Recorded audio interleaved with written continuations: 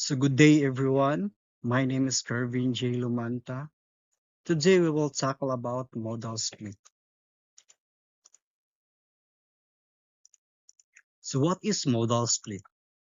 Distribution of passenger or freight traffic among various modes of transportation includes cars, buses, bicycles, walking, trains, and airplanes is referred to as a modal split.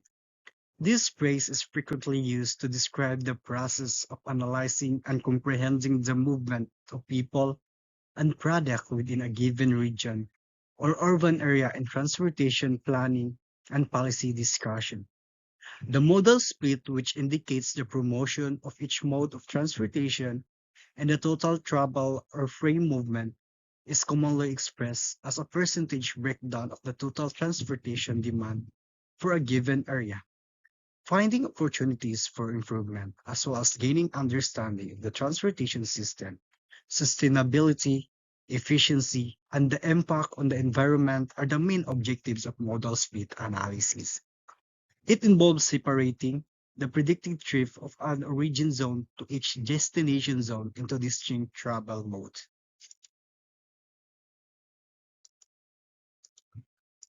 So this is the example of modal split rather in passenger transport in some Asian cities. The city of Hanoi, Ho Chi Minh, Bangkok, Jakarta, Delhi, Taipei, Hong Kong, Singapore, Tokyo, and Beijing. So as we can see, this is the part where the non-motorized vehicle, and this is the public transport. This is the private car, and this is the motorcycle.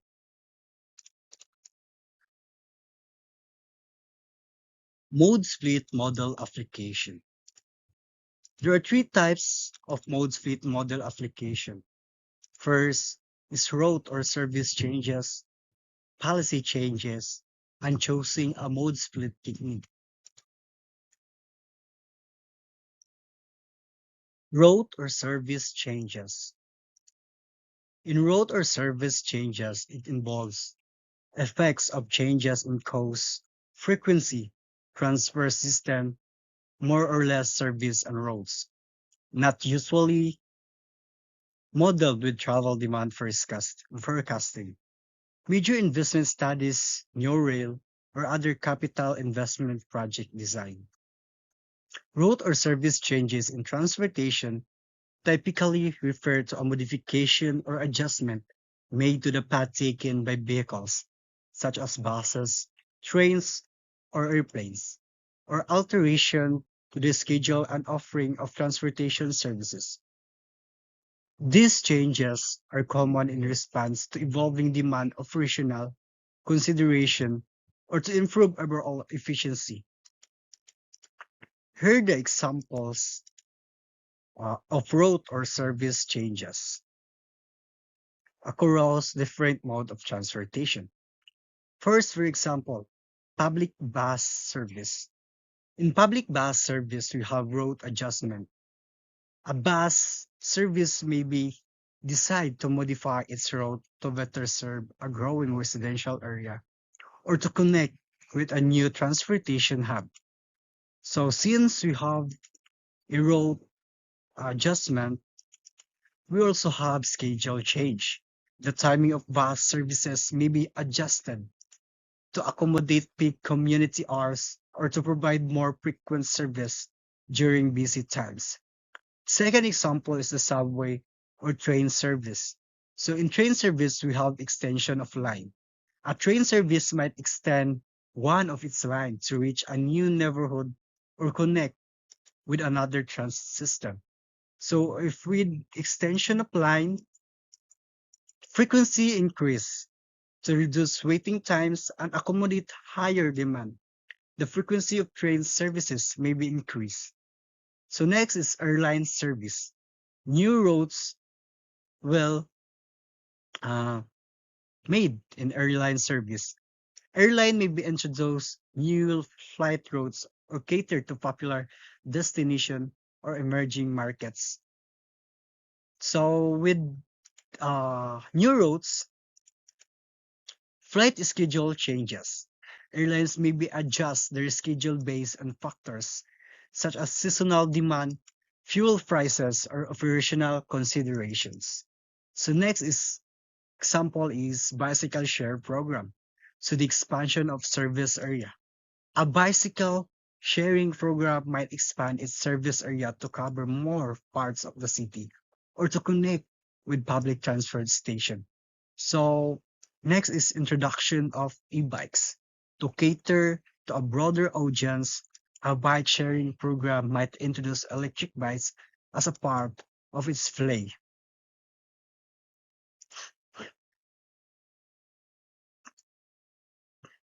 Next is policy changes. In policy changes, in the context of transportation, policy changes refer to the adjustment or provision of the laws, rules, and regulation that control how transportation networks function. It includes urban growth boundaries, parking, and congestion pricing. Urban growth boundaries are land use planning tools used by cities and regions to manage and control the expansion of urban development. These boundaries are established to quiet, are established to guide rather and regulate the spatial growth of cities with the aim of promoting sustainable development, protecting natural resources, and maintaining a balance between urban and rural areas. Next is parking. Parking policies may be crucial in the urban planning and management, transportation management rather. These policies can influence urban development, traffic flow, and the overall accessibility of a city. Changes in parking policies, often implemented to address issues such as congestion, environmental impact, and land issue. And last is congestion pricing. So addressing congestion related to parking often involves implementing policies and strategies aimed at optimizing parking management, promoting alternative transportation options, and reducing the overall demand for parking space.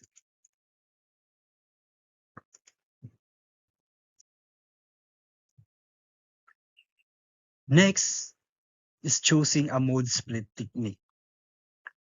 Selecting a mode split technique entails deciding how to assess rather, and forecast how transportation demand will distribute it across various modes, such as cars, public transport, walking, and biking.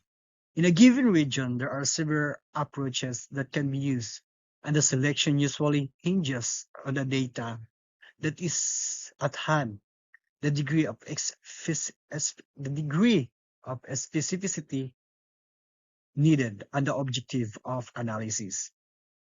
It involves application, time and budget constraints, existing service, existing data, and availability and project costs.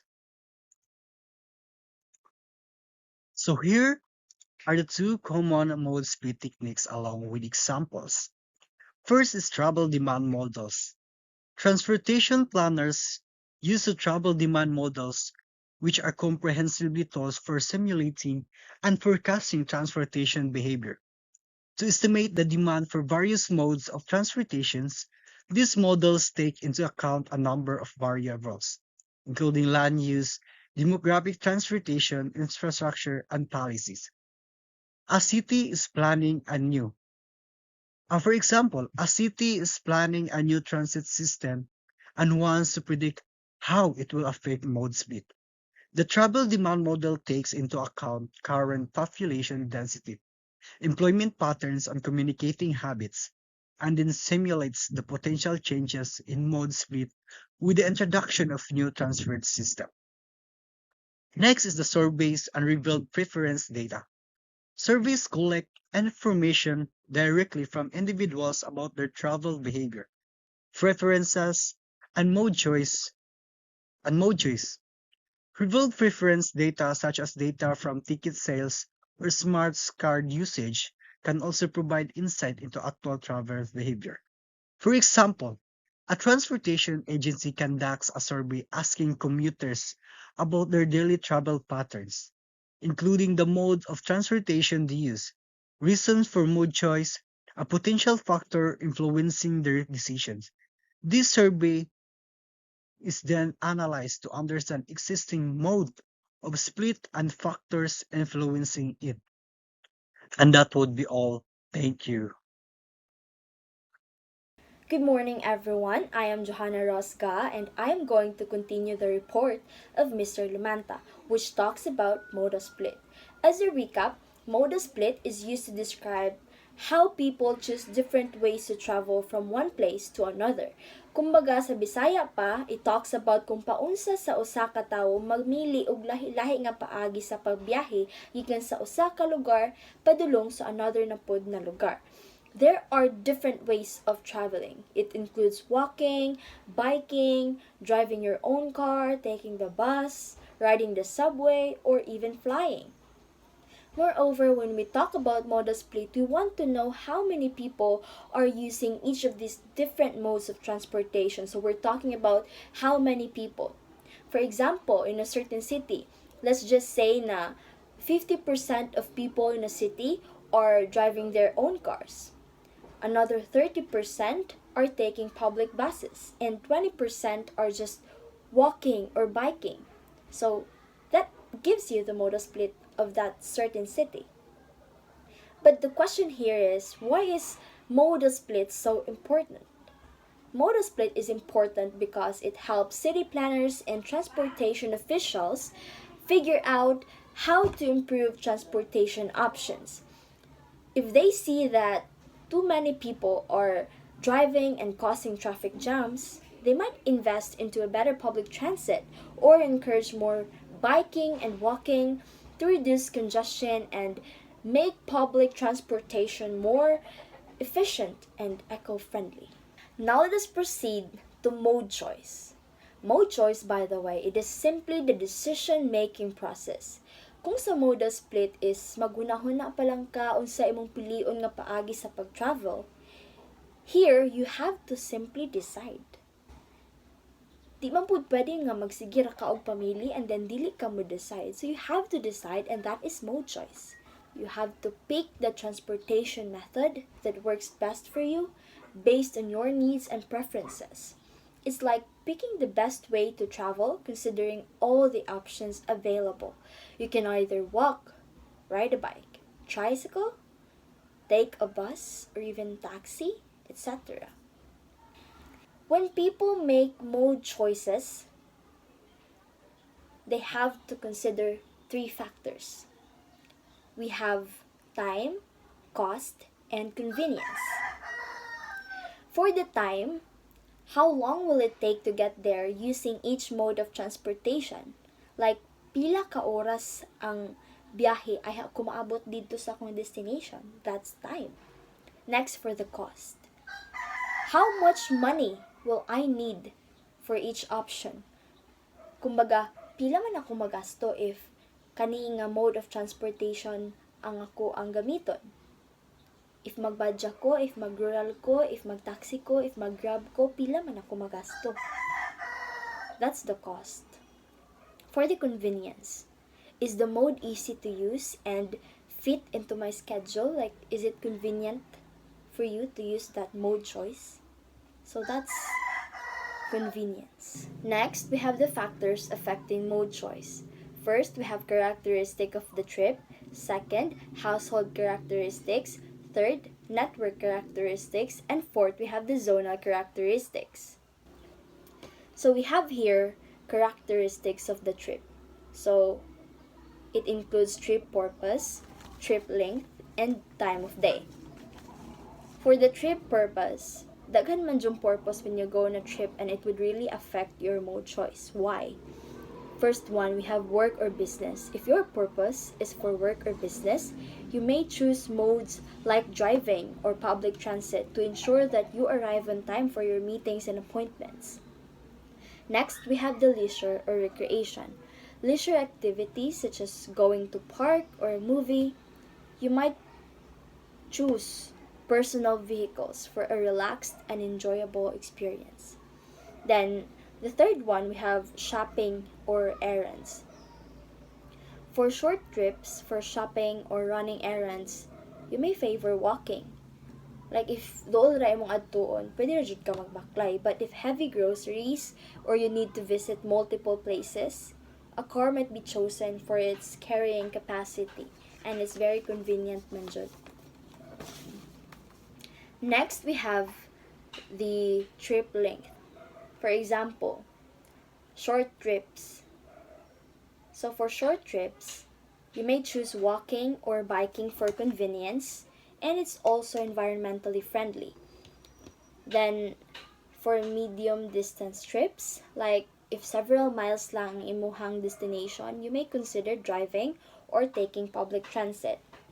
Now, but if long trips, for long distance trips, you may choose cars, buses, trains, or airplanes, depending on factors like time constraints, cost, and personal preferences. That's for long trips. Now, for the third one, we have time of day. It includes peak hours. So, for peak hours, during rush hours, when traffic congestion is high, people may lean towards public transit to avoid traffic related delays and parking issues. They may also choose modes like biking or walking to save time. Now, how about off peak hours? During non peak hours, people may use their cars for a direct and flexible journey. Okay. Next, we have household characteristics. It includes income, car ownership, and household size. For the income, we have the high income. Nga maka-apekto man ni sa mode choice imong high income? Well, high income families with more money and can afford to buy and maintain cars, pay for parking, or use more convenient and comfortable transportation, they might choose to drive their own cars or use taxis. So kung dato ka, pwede ka mag-drive o kaugalingon nimo na car. Or you can use taxis or mag-grab ba ka. Since dagan mo kang kwarta, you can do whatever you want. But for the low income, for the low income, families with limited funds might have to be more budget conscious. They might rely on public transportation, walking, or biking since it's cheaper. So, maka-affect jud siya. Next, for the car ownerships. Car owners. So, if a household has a car, if a household has a car, they're most likely to use it for trips because it's always available and convenient. Now, for non-car owners, families without a car may rely on public transit, biking, or walking for most trips, or they can even use car rentals for special occasions. Next, we have the household size. Larger families. Bigger families may prefer cars or larger vehicles because they can accommodate everyone comfortably. So if afford magbuy og car, you can buy para ma-accommodate during trips. If dili pwede, you can rent a car. So for smaller households, you may use public transportation or smaller vehicles like bikes or scooters or motorcycle. If afford magbuy og car, you can buy. Since gamay raman pod mo sa family, or use public transportation bakaha. Okay, for example, if tulura mo or lima sa household, then y'all can decide to go for a trip. Convenient resab ang bus, or magpakyaw ba mo o cab, or magmotor if nailakaw. If di ra pod afford ang car, you can use public transportation. In simple terms, These household characteristics affect mode choice because they determine what options are available and practical for a family. It's like it's like saying what can we afford and what suits our lifestyle and needs. So your household situation really plays a big role in how you decide to travel.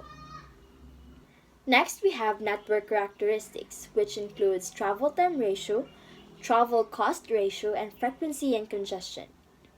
For the travel time ratio, we have TPT and TCT, where TPT means public transportation and TCT means private car transportation. Travel time ratio, this ratio compares how much time it takes to travel using public transport like buses or trains versus using private car. So it's a comparison between traveling using public transport and a private car. So if public transport takes significantly more time than driving your car, that means TPT is much larger than TCT. People are more likely to choose their cars for convenience. But if the public transport is quicker, that is TPT is similar to or smaller than TCT, people may prefer it, especially if they want to avoid traffic or parking hassles. Next, travel cost ratio. This ratio looks at the cost of using public transport compared to the cost of driving your own car. If public transport is much cheaper, the ratio is lower.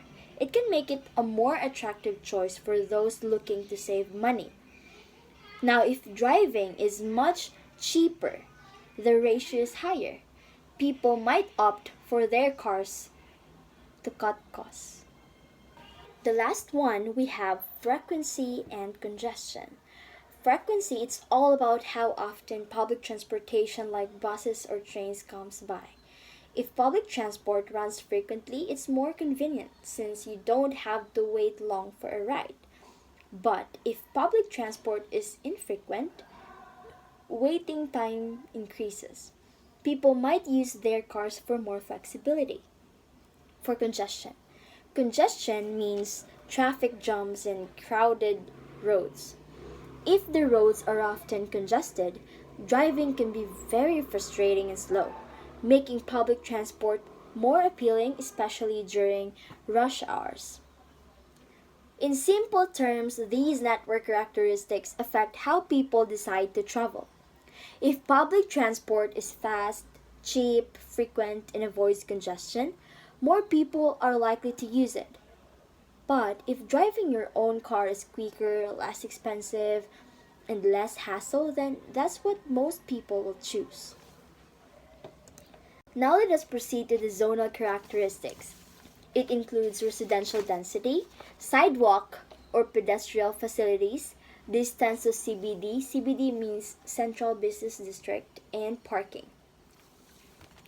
For the residential density, high density means imagine a place where lots of people live close together. Areas like this, it's easier to walk or use public transportation because everything is nearby and it's convenient. Then for the low density, areas where houses are far apart, like in the suburbs, it's not as easy to walk or use public transportation because everything is so far away. So such places, people rely on cars because they need to get around. Next, we have sidewalk or pedestrian facilities.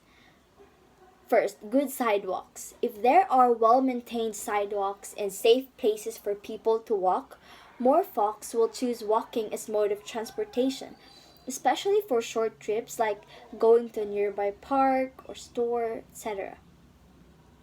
For no sidewalks, areas without pedestrian friendly pathways, people may not feel safe walking, so they might be forced to drive even for short trips. The third one, we have distance to CBD or the Central Business District. So close to CBD. If your home is close to the city center, where most offices, shops, and activities are located, you might be more inclined to walk, or bike, or take public transportation. because it's easier and faster to get there without a car. But if far from CBD, if you live far from the city center, rely on a car because it's more time consuming and less convenient to walk, or use public transportation for long distance. Next, we have parking. So, ample parking, if lots of available parking spaces, people are more likely to drive because it's easy to find a spot for their cars. They won't they won't worry about where to leave their vehicle.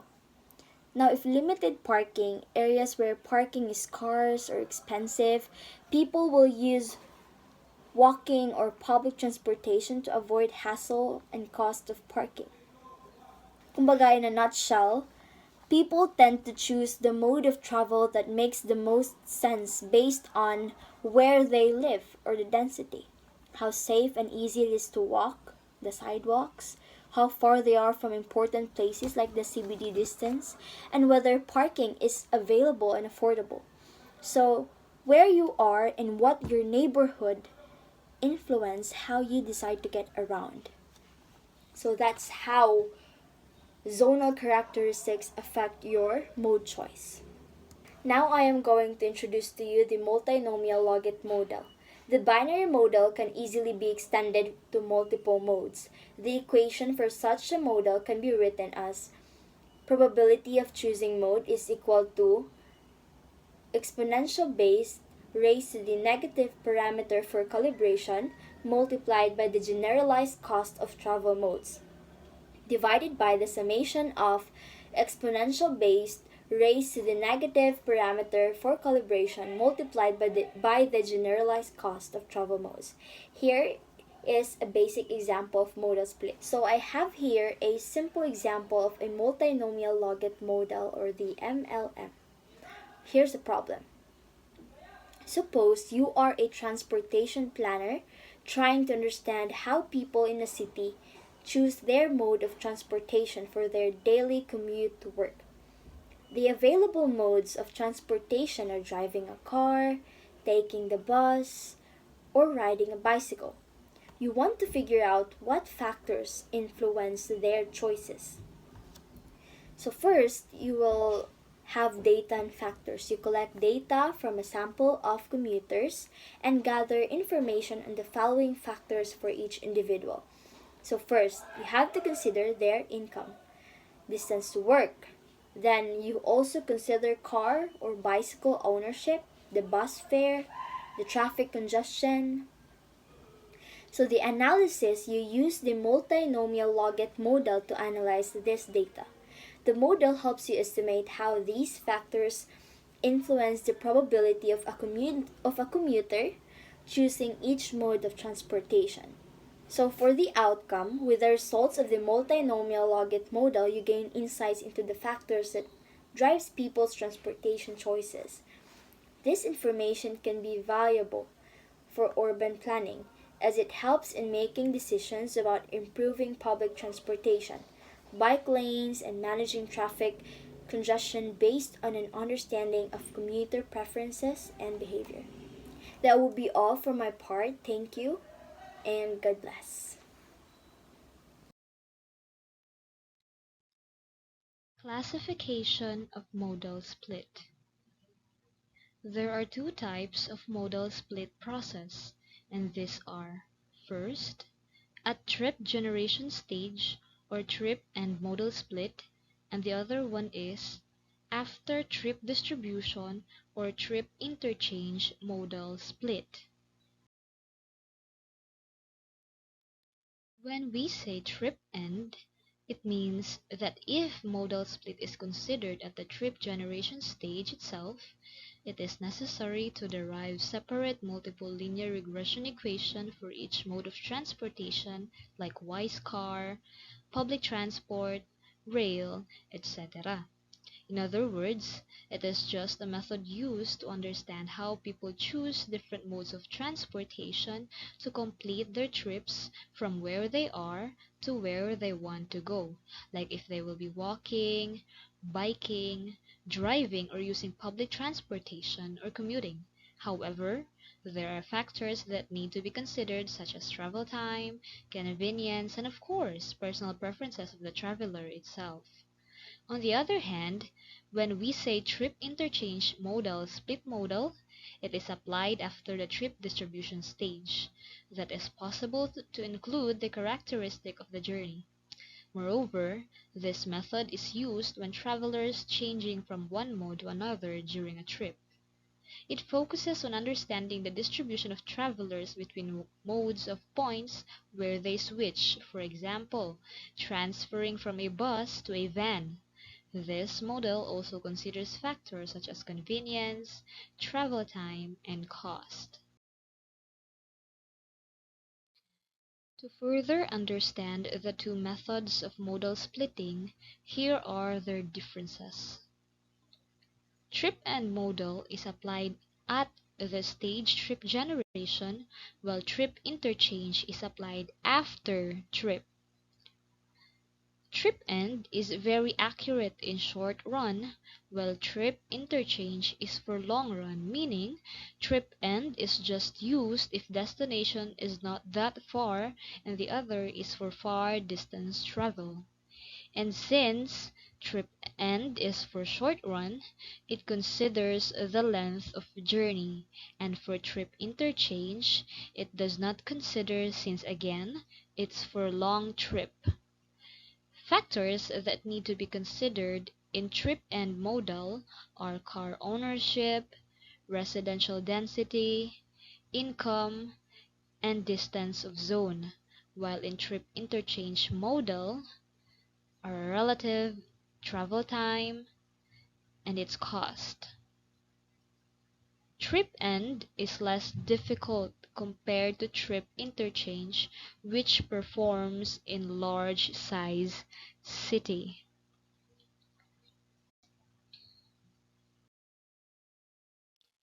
Modal split have different modal analysis that determines the probability of travelers to choose among different transportation modes. One of many is the logit modal analysis. Displayed on your screen is the formula used in that method together with the variables and its representation. This analysis is used to understand and predict individuals' choices among different transportation modes. The term logit comes from the logistic function used in this modeling approach. The analysis considers factors influencing mode choice such as travel time, cost, and convenience. The logit model estimates the probability of choosing a particular mode over others, providing insights into the decision-making process. This information is valuable for transportation planners that designing system that aligns with user preferences and optimizing resources for a more efficient and sustainable transportation network.